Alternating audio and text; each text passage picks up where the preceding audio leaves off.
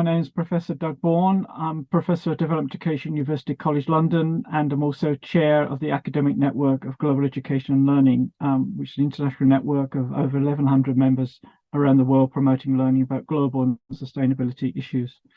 This is the first in the series of our webinars of this academic year, and we're very pleased to have a group of people who've been involved in a project entitled Embedding a Justice Approach in Secondary Education. And I think one of the things we're wanting to do with this webinar, as we do with all of our webinars, is to see this as start of a conversation about some of the issues raised in areas of research, and it might lead to some follow-up discussions between ourselves or between our members. And one of the things that we try and do within the Angel Network is particularly to showcase examples of practical research that makes connections to the themes of our area of work around global social justice, sustainable development. And this initiative we're talking about today, entitled Just Ed, which means education as and for epistemic, environmental and transitional justice to enable sustainable development, which has been a project involving researchers from the University of Bath, groups from Peru, Uganda, Nepal, and University of Bristol. And there's a group of 4 speakers this afternoon, and I'll introduce now Expedito from Gulu University in Uganda, who will introduce the speakers and will take you through the process. And I hope you enjoy this afternoon's webinar, and I'll pick things up at the end to pick up any questions or comments and thank everyone. Okay, Expedito, over to you. Thank you very much, Professor Bourne.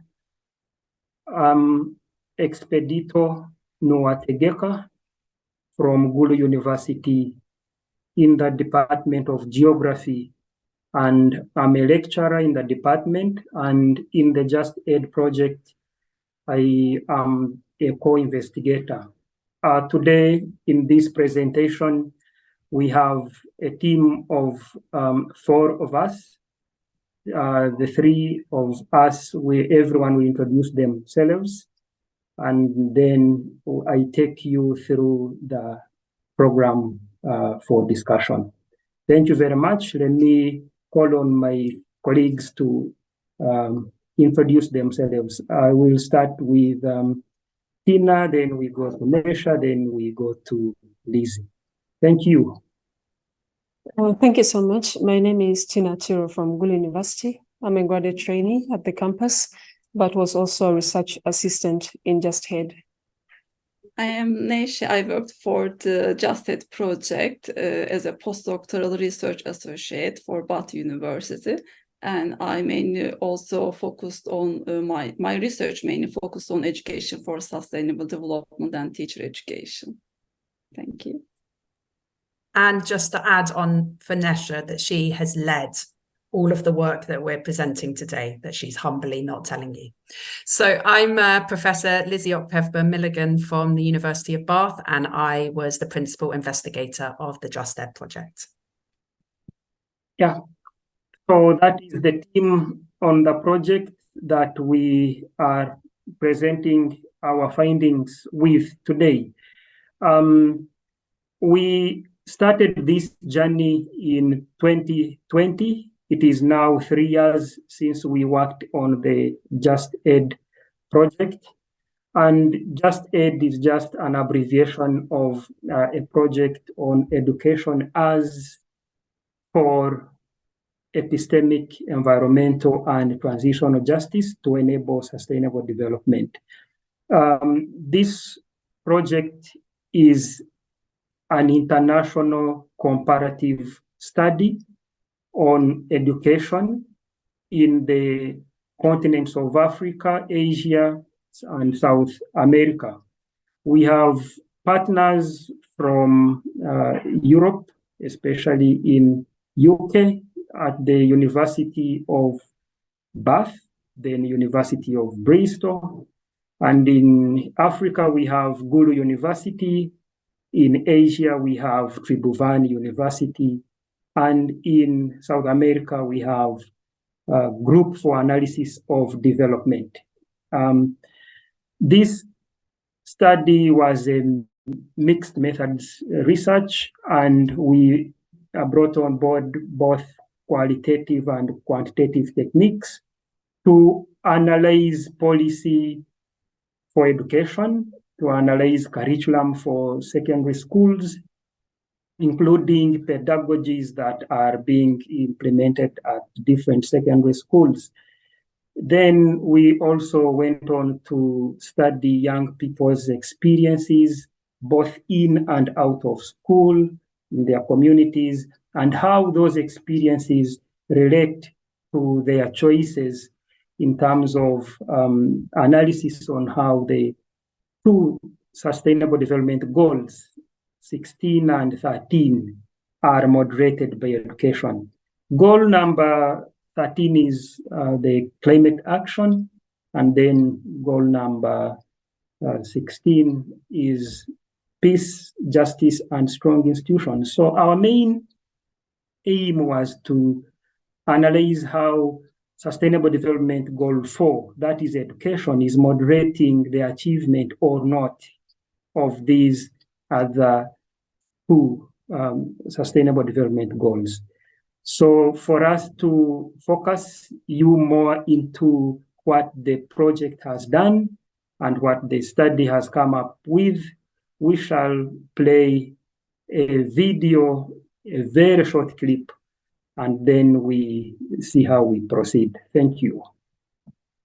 Every day across the world, children face inequalities in and outside of school. Just Ed is a study on justice in secondary education based on research from schools across Peru, Nepal, and Uganda. We looked at how justice is taught and experienced and the role of education in delivering the UN Global Sustainable Development Goals.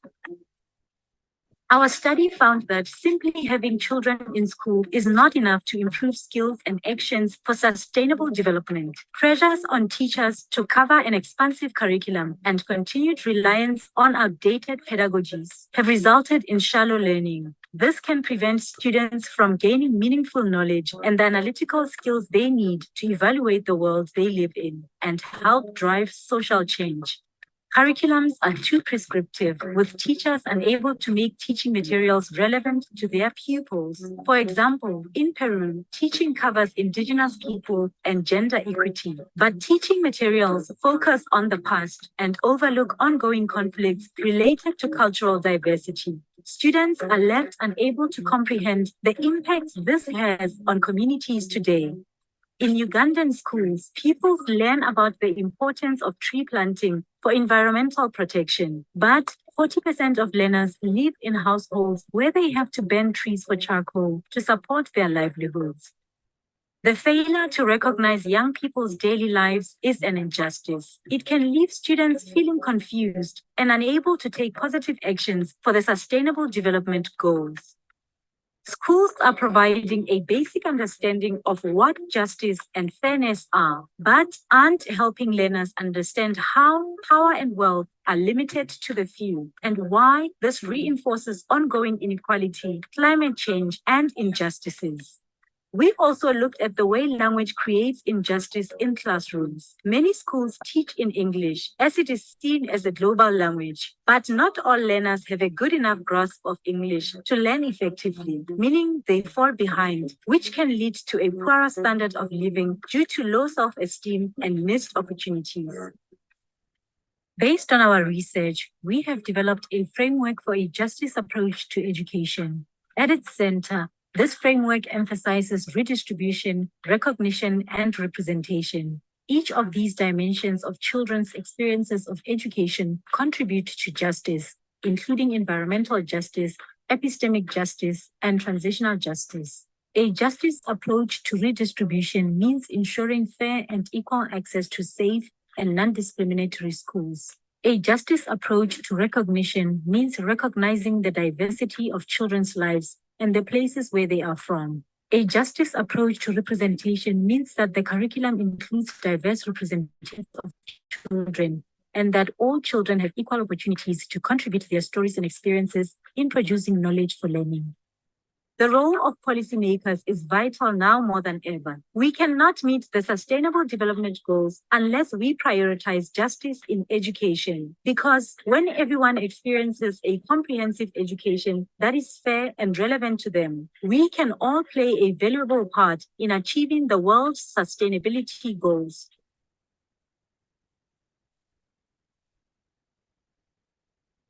Thank you very much for viewing. That is a video which summarizes our work in Nepal, in Uganda, and in Peru, the 3 study sites.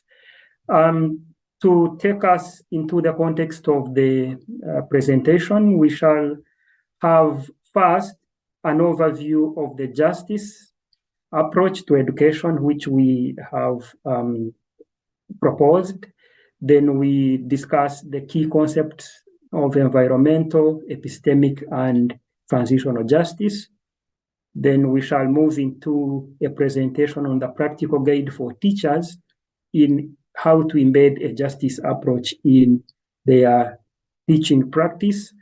Then it will be followed by a presentation on the 6 pedagogical dimensions of a justice approach to education. Then the recommended activities to do while doing the teaching so that we embed a justice approach. And finally, we shall have perspectives of the Ugandan team on the outcomes of this project. At this point, I am inviting Lizzi to take us to the next presentation. Thank you. Thank you, Expedito. So I'm just going to try in just a few minutes to give an overview of JustEd and why we chose to take a justice approach to education, and introduce you to the 3 core dimensions of justice that we looked at in our project. We see a justice approach to education being really vitally important at this point in time of where we are in the world and the huge global social and environmental challenges that we are facing and that young people will increasingly be facing as they move into their futures. So we think that education needs to recognize and respond to all of these different aspects of justice related across environmental issues, social issues, epistemic issues, and transitional issues such as conflict and violence. And in our project, we worked closely with teachers and students, and a lot of what you're going to hear today has come out of our analysis of that qualitative work, where we were working with young people to think about how they could question their existing inequalities, and also thinking about the role of education in promoting a critical consciousness around issues such as racism, violence, poverty, many others as well. And as Expedito said, we were looking at how we could support teachers to encourage young people to take action. So how does education lead to taking action around those key sustainable development goals? When we think about environmental justice in education, we see a really important role for both the environmental and social impact of both climate change and environmental degradation. These are often presented as competing perspectives, but we see them as very important and complementary areas of thinking about environmental justice. So how education can support young people to contribute to the ongoing survival and flourishing of the natural environment, but also helping them to understand the social impact. So how can we think about equality and fairness in how humans experience, benefit from, and really importantly, are held accountable to their role in changes to the natural environment. So in there, we saw a very important role around the political action. I should say at this point that on our website, we have background papers on each of these justices, and also one that looks at the intersection across the justices. These were written early on in the project, So we've been doing some more work since then, but they're really good background to understanding how we saw each of these justices in our work. Our understanding of epistemic justice in education, and we purposefully have used justice rather than injustice, seeing this as what the potential education could have for epistemic justice, is thinking about equality of access to knowledge, but also the ways in which young people are able to produce knowledge. So not just seeing them as consumers of knowledge sitting in a classroom, but how they can produce knowledge, both within education, but also beyond education. You can move on, Nese, thanks. And then finally, thinking about transitional justice in education, we've drawn on, this is a wide body of literature that has looked at how education can be a really important site for transitional justice. So thinking about how education can be a space where, as countries are coming out of ongoing violence, how we can respect the dignity of all individuals and groups, acknowledge past and present violations and injustices, and most importantly, think about repair and that idea of reparative pedagogy we're going to be talking about some more. And now I'm going to hand over to Nese to tell you how this all ended up turning into a practical guide for teachers and teacher educators. Thanks, Nese. Thanks, Lizzi. So based on these 3 years data collection, we prepared a guide for teachers and teacher educators to support them in embedding a justice approach in secondary education. In this guide, we especially try to present teachers with the knowledge of overview of justice education in the rationale part. And also this guide has the other important parts. What are these? In part 2, we try to explain what does each kind of justice mean to support teachers in conceptualizing justice approach. In this part, we have provided information about what does teaching each kind of justice mean. And also in each part, they gave them some information about why they should embed these kind of justices into their teaching, what happens if they do not embed it, and how can they embed it into their teaching. So for each kind of justices, we explained this kind of information to conceptualize our justice in teachers' brain. In part 3, we try to support them with the pedagogies, which means how part of our approach. So how can I teach these justices in my classes? So part 3 provides us with the pedagogies for justice approach. And in part 4, we provided sample activities which would bring all these approaches and also dimensions together and provides a sample, in a way, lesson plans for teachers to be used in their classes. To give you one example, for instance, in one of the justices, for instance, environmental justice, we first explain why should I embed environmental justice into my teaching.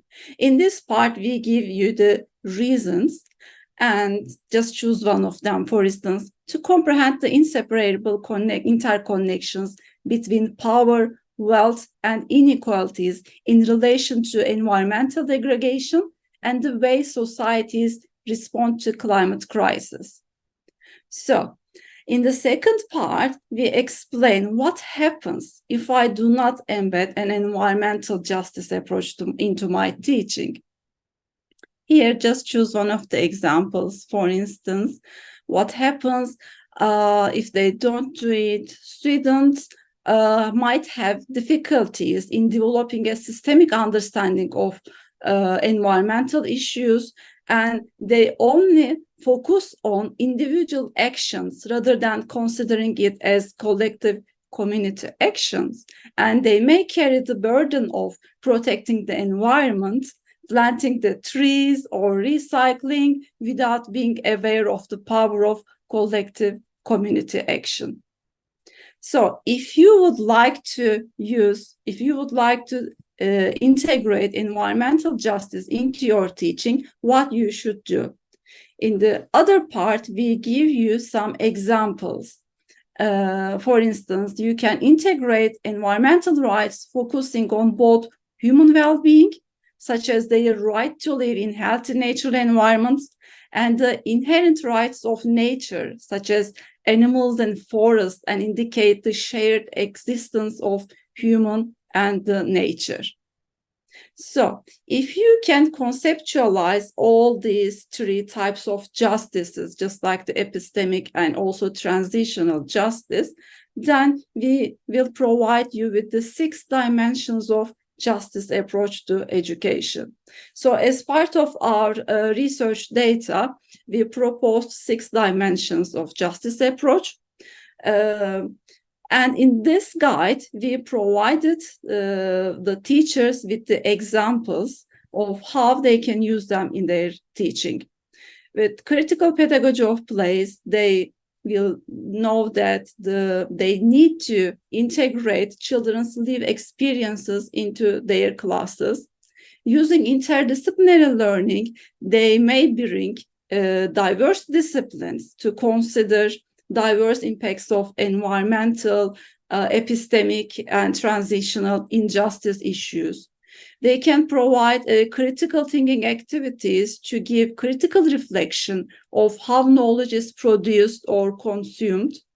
With systemic thinking, they can support their students to have multiple perspectives for an in-depth knowledge about injustice issues, or they can indicate individual agency and collective responsibility to show that not only the individuals have the responsibility to protect the environment or to provide just epistemic or transitional justice, but also the national actors and multinational actors have these responsibilities as well. And with the help of reparative pedagogies, teachers can indicate the multiplicity of the truths and dignifying past experiences of individuals and also groups. So in our teacher's guide, we provided all these detailed informations for each kind of pedagogies. In the first part, we give a short summary of the pedagogy, and then what teachers need to do to use this pedagogy. And in the other part, we provide all these activities in details so that all teachers can integrate these approaches into their teaching. And at the end of the guide, we provided sample activities. These sample activities will help teachers to integrate all these types of justices and also the pedagogies all together. For instance, this activity is a reading activity. Here you can see the teachers can read the text about children's access to environmental justice in Uganda.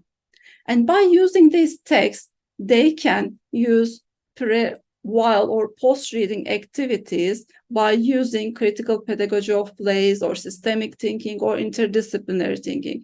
We provided them with all these kind of activities to show how they can use them integratedly. This was all for about our teacher's guide, but also we prepared another guide for the context of Uganda. And Tina will present us everything about the guide for Uganda concept. Thank you, Tina.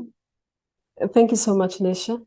So what Nese presented is the general teacher's guide, but we can also have nationalized teacher's guide for our particular countries by incorporating the specific context from our countries. For the case of Uganda, we have already embraced the Ugandan Teacher's Guide, and it's going to be used alongside the national curriculum. So that means that our teachers are going to be in position to incorporate justice issues in their teaching by simply using the different approaches and the activities provided in this guide. And in this guide also, we have embraced all the three justices: environmental, epistemic, and transitional. Previously in our study, we realized that we have environmental and transitional content in our curriculum, but then they are not presented as justice issues. And epistemic justice is totally eliminated from the curriculum. So this guide is going to help us fill in the gap that we have in our curriculum. And we are very much hopeful that when we have justice in our education, we are going to create a fair and equitable world that will help us achieve the national intents, sustainable development through education. We have certain injustices in our education system, including environmental, transitional, and epistemic, but I'm going to touch on a few on epistemic justice. So in our education in Uganda, we have certain injustices epistemically. For example, we give students certain content when they go to school, but then this content that we feed the students are not generated from the students' environment. They are normally taken from the Western world and other countries. And so this content is decontextualized from the students' environment. It is foreign to the students. Even teachers do not relate this content to the students' environment. And so teachers end up so much depending on textbooks. And this we can correct using some of the approaches that we have in the Teacher's Guide. For example, we can use a place-based approach, and then we create a justice in our education system. But that's not the only injustice we have. We also have language of instruction as an injustice. In many occasions, we went to the different schools and speaking English is stipulated as the first or the second rule in the school rule books. And yet these students do not know how to fluently speak English. English is our national language in Uganda, and English is the official language of instruction.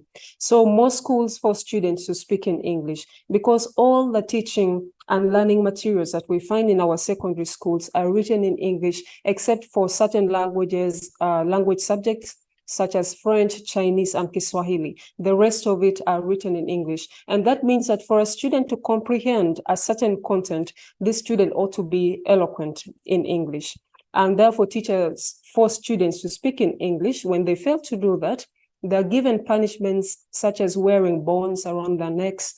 They also sometimes wear tags that shows that they're stupid for speaking their mother tongue. And these are some of the injustices that we are trying to eliminate in our education by using the Teacher's Guide. So when we have this, we are very hopeful that we shall be able to achieve our sustainable development through education.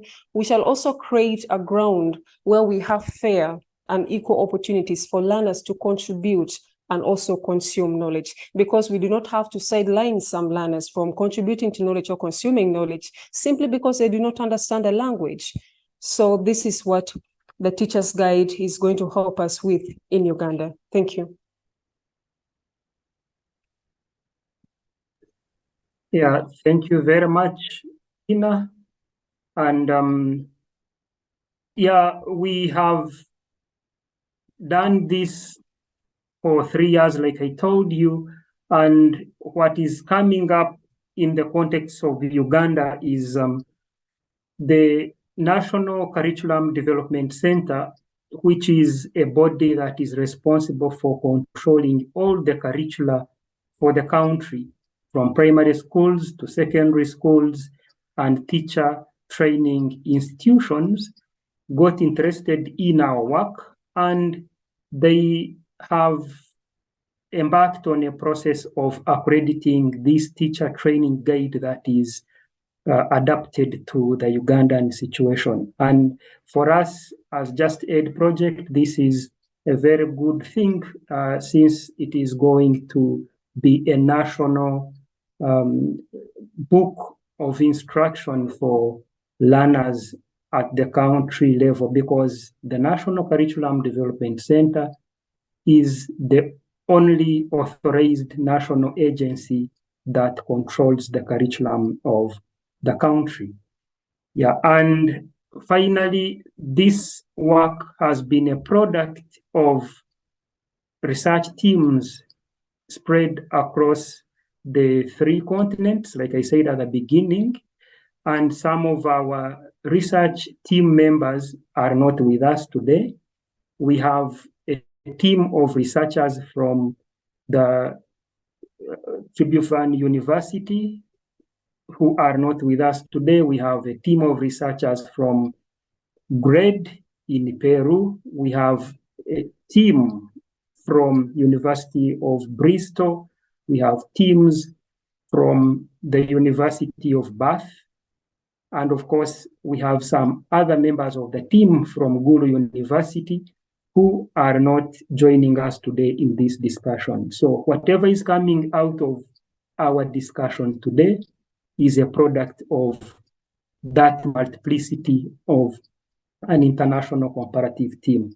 And of course, this research was funded from the UK Research and Innovation through the Global Challenges Research Fund. We thank you very much for listening to us, and I would like to open a discussion and then we proceed. Thank you. Thank you, Expedito. That's great. Thank you all of you for your presentations. Really fascinating presentations and really important pieces of research. And we'll keep you informed of forthcoming events. Okay, thanks everyone for attending. Thank you.